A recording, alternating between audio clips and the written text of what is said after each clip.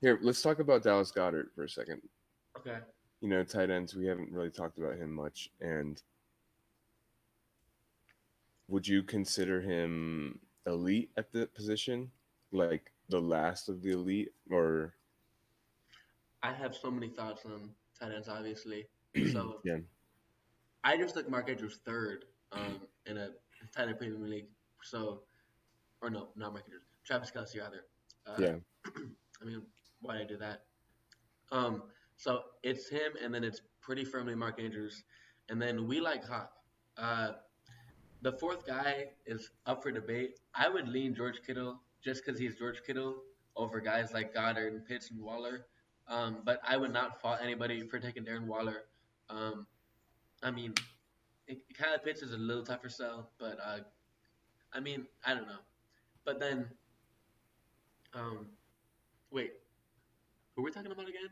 I got caught up in Dallas Goddard. Dallas Goddard. Yeah, would Dallas you Goddard. say he's like at the end of the elite tier of tight ends? I,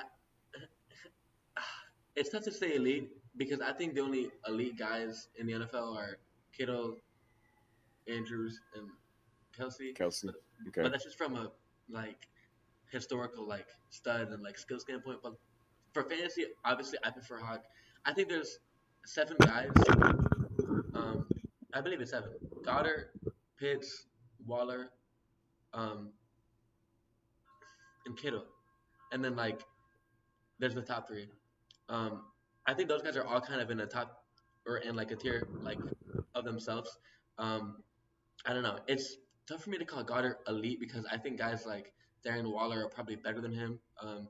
Kyle Pitts might be better than him, even though I'm not a huge Kyle Pitts fan. Um, so I guess if I had to say yes or no, I would say no. But he's definitely right there, especially for fantasy. Well, I mean, what do you think about that?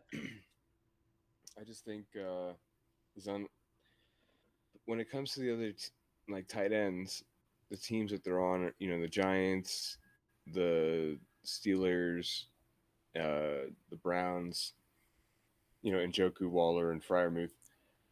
Goddard's on the Eagles, uh, playing with Jalen Hurts, who showed us last year that he can be an elite fantasy player, and he did a lot of it on his own last year.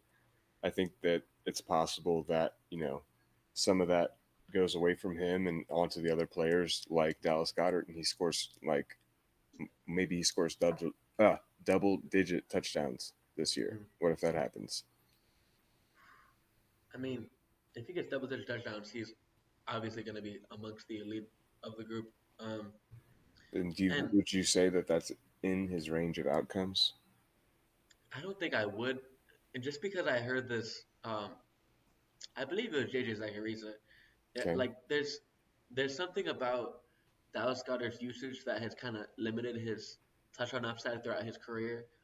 If you look at his stats, and I don't have them in front of me, but I believe he hasn't gotten above 6 touchdowns in his career, and it's because his goal line package and usage is far less than other tight Mm, ends, which is kind of like kind of weird. So he's been like between the between the twenties player.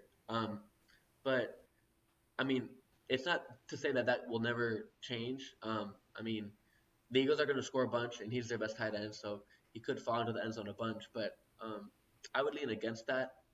I would say mm, he has a lower uh, touchdown ceiling than his yardage ceiling um, relative to the players around him. hmm. Um, I mean, yeah. I mean, like, it, Okay. Darren Waller, yes, he could score 10 touchdowns. Uh, Kyle Pitts, I mean, that offense is going to be so bad. He could theoretically score 10, though. I mean, all the regression could have hit in 1 year for him. Uh, but Dallas Goddard, I don't know. Tight ends. What do you think about that? Uh, I don't know. I just think I'm looking at the board right now, and Dallas Goddard's at the top of it. But I would say like if I don't get him, I really don't. I wouldn't like starting anybody else behind him. Waller, I'm iffy about. Mm-hmm. I mean, So he's the last of a tier of like starters for me that I feel very comfortable week to week. mm-hmm.